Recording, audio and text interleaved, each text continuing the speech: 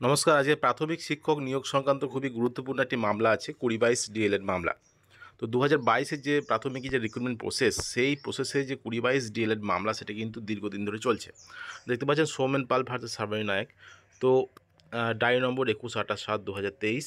তো এই মামলাটা কিন্তু আজকে উঠছে ১০/৯/২০২৪-এ। Honourable justice Rishikesh Roy and honourable justice R মহাদেবনের বেঞ্চে সিএল নম্বর ৫৮-তে কিন্তু এইটা লিস্টেড হয়েছে। তো দীর্ঘদিন ধরে এই মামলা চলছে। ২০/২২ যে ডিএলএড ব্যাচ, সেই ব্যাচ ২০১৪ টেট পাস, আগে টেট পাস করেছিল, তারপরে ২০/২২-এর ডিএলএড করেছিলেন এবং যে রিক্রুটমেন্ট যে নোটিফিকেশন সেটা বেরোনোর সময় কিন্তু তারা কিন্তু ট্রেন্ড ছিলেন না। তবুও তাদের দাবি যে তারা কিন্তু রিক্রুটমেন্টে অংশগ্রহণ করবেন। তো সেই কেস কিন্তু সুপ্রিম কোর্টে দীর্ঘদিন ধরে চলছে।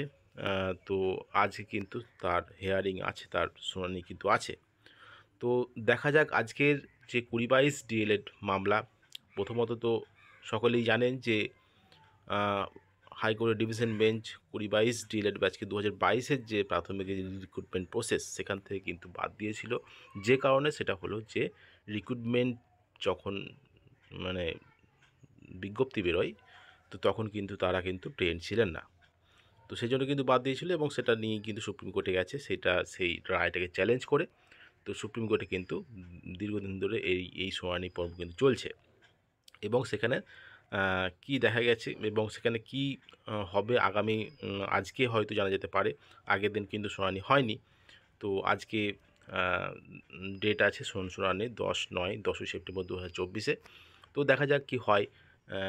২০/২২ মামলাটি কি অগ্রগতি হয় এবং কোন দিকে যায়, এটাই কিন্তু দেখার।